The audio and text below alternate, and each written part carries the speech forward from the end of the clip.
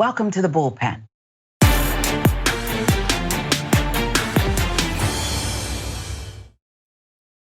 Got a good one for you, and there she is. As we said, welcome to the Bullpen, Dr. Tiffany Lloyd, host of Jesus and Justice with Dr. Tiff, professor, author, and we've got to talk about really what is Dr. Hysteria. That's really the word for it. Hysteria over this CRT and its effect on the upcoming election. So I want you to break it down for us. How serious a problem is this? Hi, Sharon. Thank you so much for having me. The critical race theory is a serious problem because, number one, it is misdefined, it is misinterpreted, and ladies and gentlemen, critical race theory is a graduate school course. It is a course that is taught in law school and graduate school. What you hear lawmakers fighting about is not CRT. It is about lawmakers wanting to dismiss true American history. So you have these lawmakers who, it's kind of like what you're saying is just like lay people shouldn't write prescriptions, okay? And lay people probably shouldn't represent themselves in court. Okay, there's certain things you can't file a brief, you don't know what you're doing, okay? So they shouldn't be talking about this and interchanging words like wokeness. It's just a broad brush that they're painting over everything. But what's the danger if this persists? People picking up this term and weaponizing CRT that was meant for deep, thought-provoking study.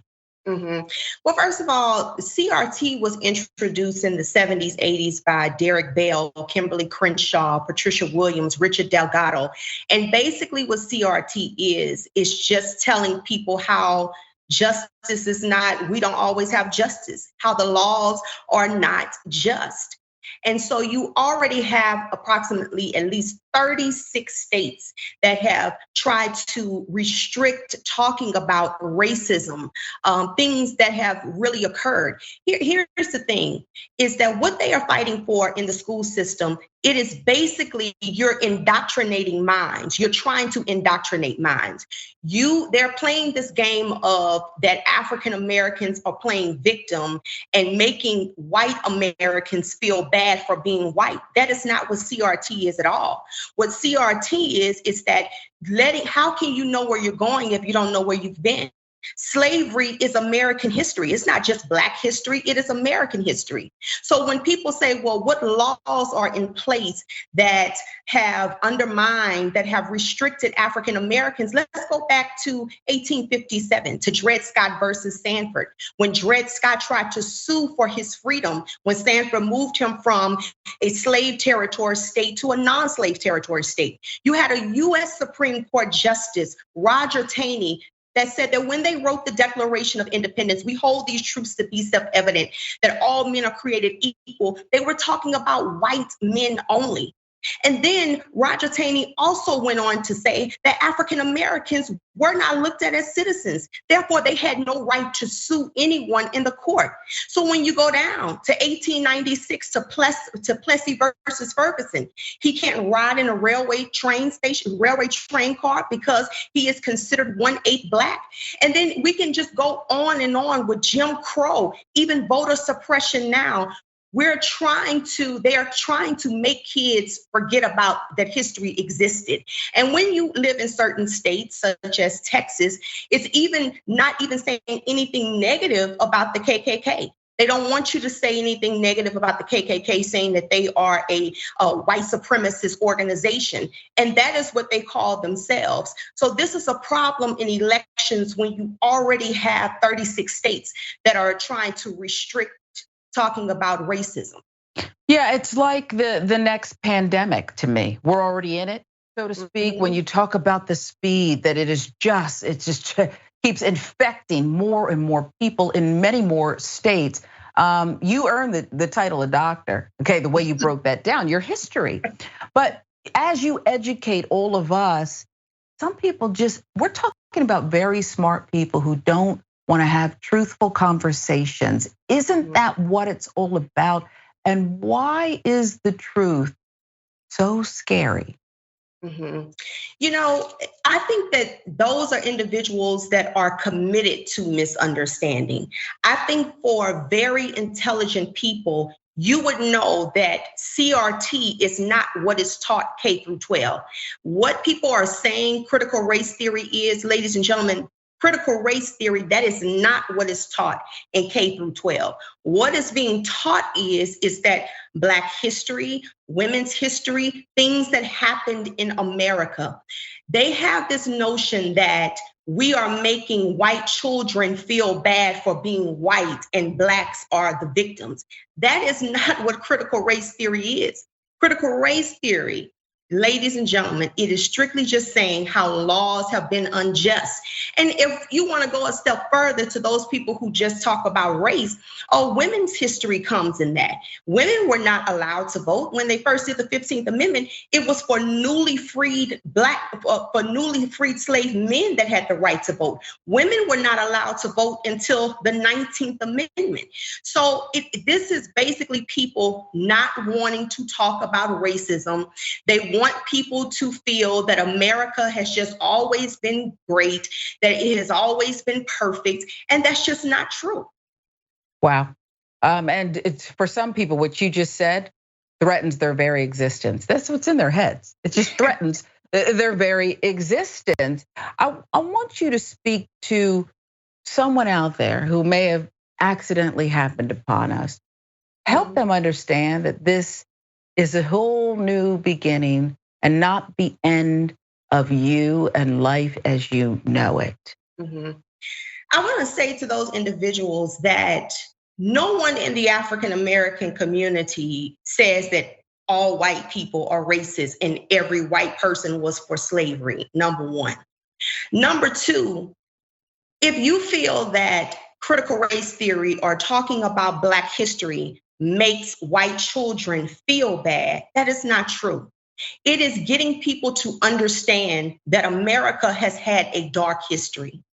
Now, for those of you who say, well, we shouldn't make Black white people feel bad. Well, I want to ask you the question. How do you think Dred Scott felt when he was in a non-slave territory state when they still made him a slave? How do you think Ruby Bridges felt? How do you think Linda Brown felt when she tried to go to an all-Black school and met with anger and protest?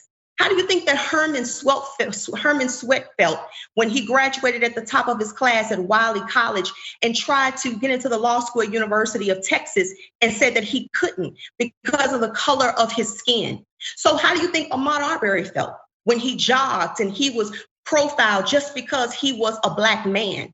See, the only way that America can heal is that you have difficult conversations.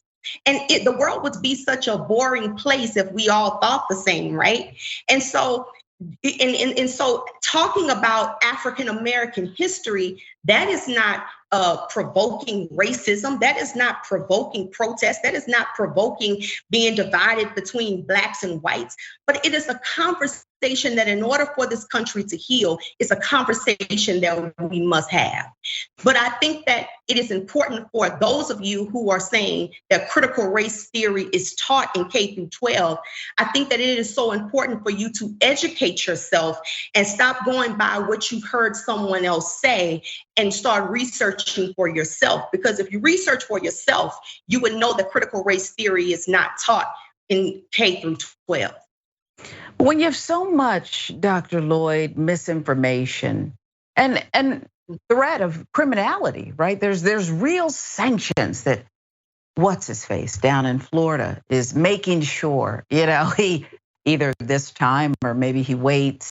They really want to criminalize people who just want to learn. You're saying go out, educate yourself.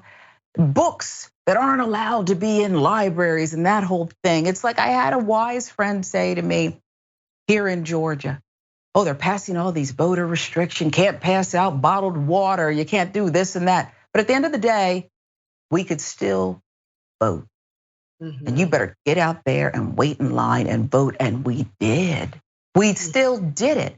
But when you have such a threat that goes to this level, how do we win? It's so important to educate, especially outside of school, because you can't really depend on school systems now to educate. And that's why I encourage parents, churches to educate our children, because how will they know if we don't teach them, especially the dark history of America? And then when we look at laws of how marijuana has been abused with the African American community, think about Harry Anslinger, who was the director of the Federal Bureau of Narcotics. Watch this, Sharon. He said originally that weed was not a big deal, that it was an absurd fallacy that marijuana was bad. But then he goes back on his word. He says that the majority of the users of weed is used by the African American and the Latino community. He said that African Americans and Latino community should remember their place in the American fabric of this society. So therefore, that's when he made weed become, criminalized. Sure. So it's things like that that our children need to understand, and this is why you had Derek Bell and Kimberly Crenshaw, who came up with the critical race theory to let us know that the law is not just. Wow. I mean, when you break it down using the marijuana laws like that, it's just jaw dropping. It's just jaw dropping. Who can critical race theory benefit? And I know we're talking about the larger scare and the hysteria with elections, but who can it benefit more?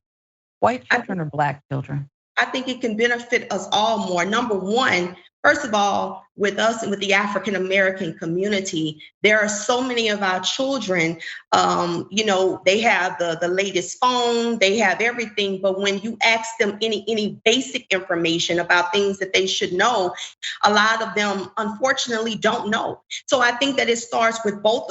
I think both is just as equal as important, being an African American. And so I think that it's so critical for parents to educate your children. If we can spend time going to concerts, we can spend our time buying the latest iPhones. We can also take out the time to buy a book and educate our children more on the history, on the dark history of America. And with white children, it's important to know, because see, here's the thing that I know about racism, is that you're not born a racist, you're taught to be a racist, and you choose to be racist. So it's important for white children to also know the challenges that Black and brown people have faced, so we can better understand each other. We don't have to agree with each other, but we can all understand each other better. I can never be one of those people who chooses darkness over light. Enlighten me, teach me, correct me. I want more. And of course, Dr. Richey is a prolific learner. I know he's kicking himself for missing you, but you'll be back on, because this is the kind of discussion that more and more people have to have: the truth, authenticity, just the facts, even somebody else's experience. So we love you, Dr. Lloyd, and keep going. Okay, don't stop. And I know Dr. Richey will have you back. I thank you so much. Thank you so much, Dr. Lloyd. Appreciate you always. Thank you.